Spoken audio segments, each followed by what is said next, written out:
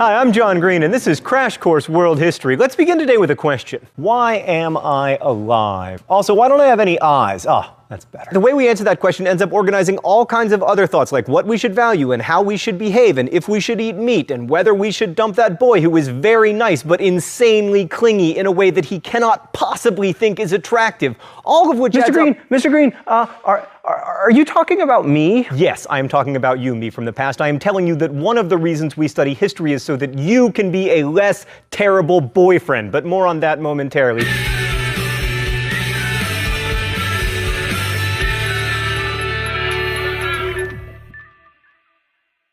Today we're going to talk about civilizations, but in order to do that, we have to talk about talking about civilizations because it's a problematic word. So problematic, in fact, that I have to turn to camera 2 to discuss it. Certain conglomerations of humans are seen as civilizations, whereas, say, nomadic cultures generally aren't, unless you are, say it with me, the Mongols. By calling some groups civilizations, you imply that all other social orders are uncivilized, which is basically just another way of saying that they're savages or barbarians. Side note, originally Greek, the word barbarian denoted anyone who did not speak ancient Greek, because to the Greeks all other languages sounded like bar, bar, bar, bar, bar, bar, bar. So that is to say that we are all essentially barbarians, except for the classics majors, which is worth remembering when we're discussing civilizations. Civilizations are like most of the things we like to study. They're intellectual constructs. No one woke up in the city of Thebes in Egypt one morning and said, "What a beautiful morning. I sure am living at the height of Egyptian civilization." Still, they're useful constructs, particularly when you're comparing one civilization to another. They're less useful when you're comparing a civilization to a non-civilization type social order, which is why we will try to avoid that. And yes, I am getting to the good boyfriend stuff. Patience, grasshopper. So what is a civilization? Well, diagnosing a civilization is a little like diagnosing an illness. If you have 4 or more of the following symptoms, you might be a civilization. Surplus production. Once one person can make enough food to feed several people, it becomes possible to build a city, another symptom of civilization. It also leads to the specialization of labor, which in turn leads to trade. Like if everybody picks berries for a living, there is no reason to trade because I have berries and you have berries, but if I pick berries for a living and you make hammers, suddenly we have cause to trade. Civilizations are also usually associated with social stratification, centralized government, shared values, generally in the form of religion. These days you can just bisect a segment of land horizontally and vertically and boom, build a city, but 5,000 years ago, civilizations were almost always associated with rivers, whether that's the Tigris and the Euphrates, the Yellow River, the Nile, the Amazon Basin, the Coatzacoalcos. God, I was doing so good until I got to Coatzacoalcos.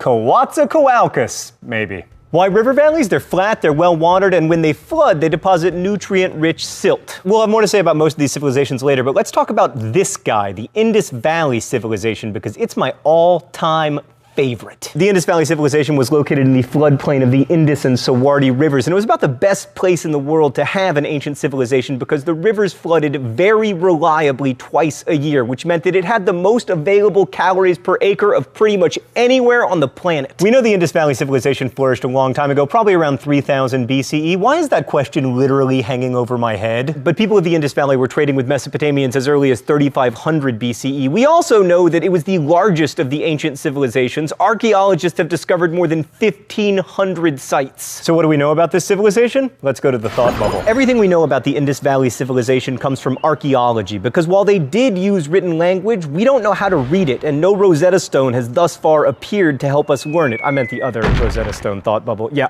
Although, come to think of it, either would be acceptable. So here's what we know. They had amazing cities. Harappa and Mohenjo-Daro are the best known, with dense, multi-story homes constructed out of uniformly sized bricks along perpendicular streets. I mean, this wasn't some ancient world version of Houston, more like Chicago. This means they must have had some form of government and zoning, but we don't know what gave this government its authority. Cities were oriented to catch the wind and provide a natural form of air conditioning. And they were clean. Most homes were connected to a centralized drainage system that used gravity to carry waste and water out of the city in big sewer ditches that ran under the main avenues, a plumbing system that would have been the envy of many 18th century European cities. Also, in Mohenjo-Daro, the largest public building was not a temple or a palace, but a public bath, which historians call the Great Bath. We don't know what the Great Bath was used for, but since later Indian culture placed a huge emphasis on ritual ritual purity, which is the basis for the caste system, some historians have speculated that the bath might have been like a giant baptismal pool. Also, they traded. One of the coolest things that the Indus Valley civilization produced were seals used as identification markers on goods and clay tablets.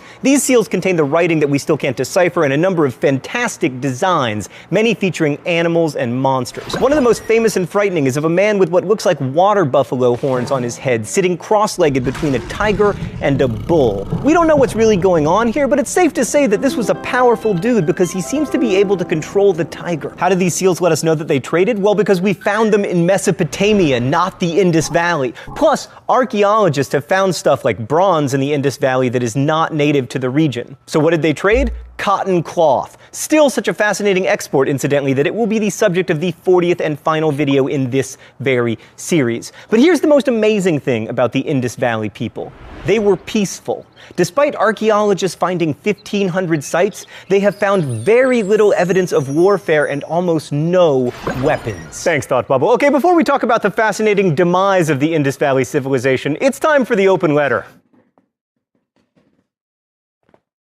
Magic! I wonder what the secret compartment has for me today. Oh, fancy clothes! I guess the secret compartment didn't think I was dressed up enough for the occasion.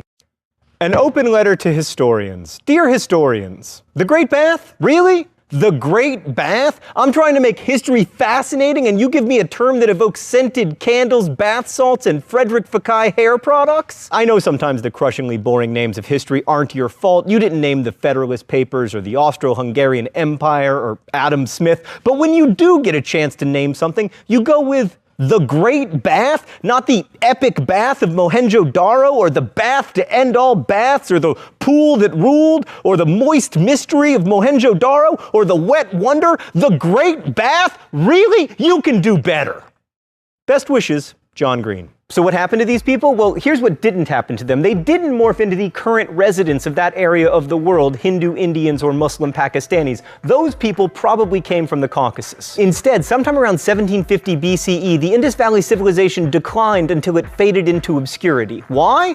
Historians have three theories. One, conquest. Turns out to be a terrible military strategy not to have any weapons, and it's possible people from the Indus Valley were completely overrun by people from the Caucasus. Two, environmental disaster. It's possible they brought about their own end by destroying their environment. Three, earthquake. The most interesting theory is that a massive earthquake changed the course of the rivers so much that a lot of the tributaries dried up. Without adequate water supplies for irrigation, the cities couldn't sustain themselves, so people literally just picked up and left for greener pastures. Well, probably not pastures. It's unlikely they became nomads. They probably just moved to a different plane and continued their agricultural ways. I am already boring you, and I haven't even told you yet how to be a better boy and/or girlfriend. I'm gonna do that now. So we don't know why the Indus Valley civilization ended, but we also don't really know why it started. Why did these people build cities and dig swimming pools and make unnecessarily ornate seals? Were they motivated by hunger, fear, a desire for companionship, the need to be near their sacred spaces, or a general feeling that city life was just more awesome than foraging? Thinking about what motivated them to structure their life as they did helps us to think about how we structure our own lives. In short, you're clingy because you're motivated by fear and a need for companionship. And she finds it annoying because it's enough work having to be responsible for herself without having to also be responsible for you. Also, you're not really helping her by clinging, and from the Indus Valley in the Bronze Age to school life today, human life is all about collaboration. Trading cloth for bronze, building cities together, and collaborating to make sure that human lives are tilted to catch the wind. Next week, we will travel here to discuss the hot Mesopotamia, but in the meantime, if you have any questions, leave them in comments, and our team of semi-trained semi-professionals will do their best to answer them. Also, you'll find some suggested resources in the video info below, he said, pointing at his pants. Thanks for watching, and we'll see you next week.